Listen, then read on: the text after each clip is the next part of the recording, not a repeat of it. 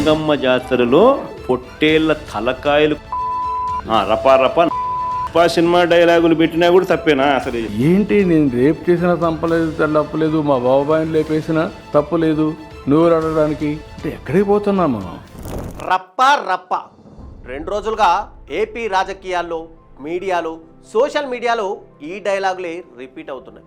రప్ప రప్ప అంటూ రాజకీయ నాయకులు కాస్త వెటకారంగా స్పందించినా ఇది చాలా సీరియస్ విషయం. మా పార్టీ అధికారంలోకి వచ్చిన వెంటనే ప్రత్యర్థుల్ని అంటూ ఒక కార్యకర్త ప్లకార్డ్ పట్టుకొని రోడ్డుపైకి వచ్చాడంటే ఖచ్చితంగా ఆలోచించాల్సిన విషయం.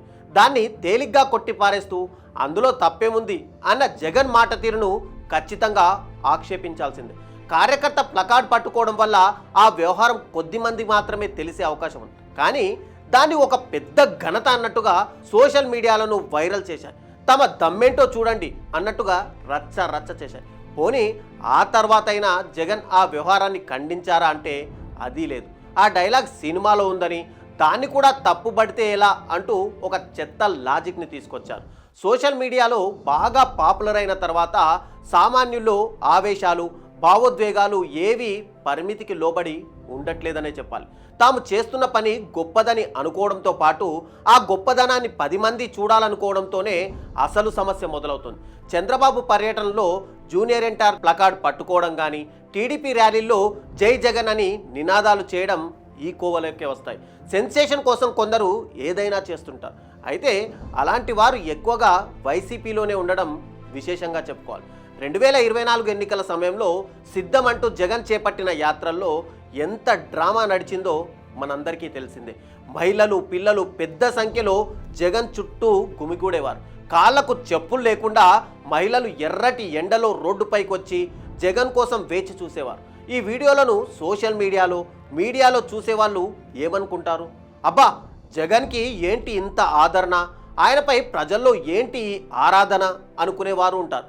కానీ ఎన్నికల ఫలితాలు ఏం చెప్పాయి? 11 సీట్లకు వైసీపీ పరిమితమైంది. అంటే కారణం ఏంటి? ప్రచారం ఎక్కువ, ఫలితం తక్కువ అని ఇక్కడ స్పష్టంగా అర్థమైంది. ఇప్పుడు కూడా అదే జరుగుతుంది. జగన్ ఎక్కడ కనపడినా సీఎం అంటూ రచ్చ చేస్తున్నారు కార్యకర్తలు. వీరందరికీ జగన్ సీఎం కాదు అనే విషయం తెలియదా? మరో 4 ఏళ్ల వరకు ఎన్నికలు లేవు అనే విషయం అసలే తెలీదా?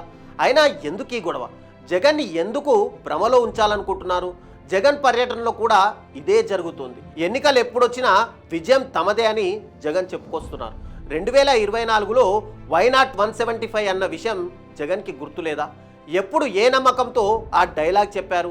ఇప్పుడు ఏ నమ్మకంతో గెలుపు వైసీపీదే అని బయటికి చెప్పుకుంటున్నారు? ఇక అసలు విషయానికి వద్దాం. రప్ప రప్ప అంటూ ప్లకార్డ్ చేటబట్టిన కార్యకర్త వయసు ఎంత? నరకడం ఏంటి? నరికితే ఎవరైనా చూస్తూ ఊరుకుంటారా? పోలీసులు వదిలేస్తారా? జైలుకెళ్తే భవిష్యత్ ఏంటి? ఆ కుటుంబం పరిస్థితి ఏంటి? ఇవన్నీ తెలిసే ఆ ప్లకార్డ్ పట్టుకున్నాడా అంటే అనుమానమే. పోలీసులు ఇప్పుడు కేసు నమోదైంది కాబట్టి ఖచ్చితంగా ఈ విషయాలన్నీ ఆ వ్యక్తికి అర్థమై ఉంటాయి. ఏ నాయకుడి అండతో, ఏ నాయకుడి కోసం ఆ ప్లకార్డ్ పట్టుకున్నాడో, అలా చేయడం వల్ల ఫ్యూచర్లో ఏం జరుగుతుందో అనే విషయంలో ఇప్పుడు అతనికి ఓ క్లారిటీ అయితే వచ్చేసి ఉంటుంది.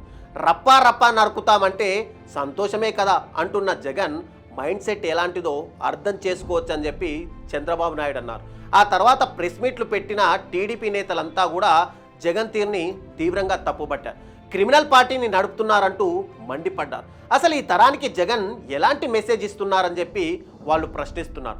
మొన్న గంజాయి బ్యాచ్ని జైల్లో వేస్తే కుటుంబాలను పరామర్శించడానికి జగన్ వచ్చారని, నిన్న అమరావతిలో మహిళల గురించి జుగుప్సాకరంగా మాట్లాడిన జర్నలిస్ట్కి అండగా నిలిచారని, ఈరోజు రప్పా రప్పా నరుకుతామనే మాటల్ని కూడా సమర్థించారని, ఇలా క్రిమినల్ యాక్టివిటీస్ని సమర్థించడం జగన్కే చెల్లిందని చెప్పి అందరూ బయటికి వచ్చి మాట్లాడుతున్నారు.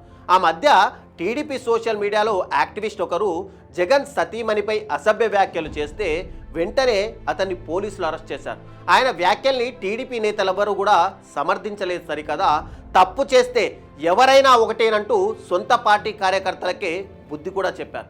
మరి ఇప్పుడు జగన్ చేస్తుందేంటి? తప్పు చేసిన వారిని వెనుకేసుకొని వస్తున్నారు. అంటే అలాంటి తప్పు ఇంకొకరు చేసేందుకు స్వయంగా జగనే ప్రోత్సహిస్తున్నారని చెప్పి ఇక్కడ నెటిజన్లు కూడా మండిపడుతున్నారు.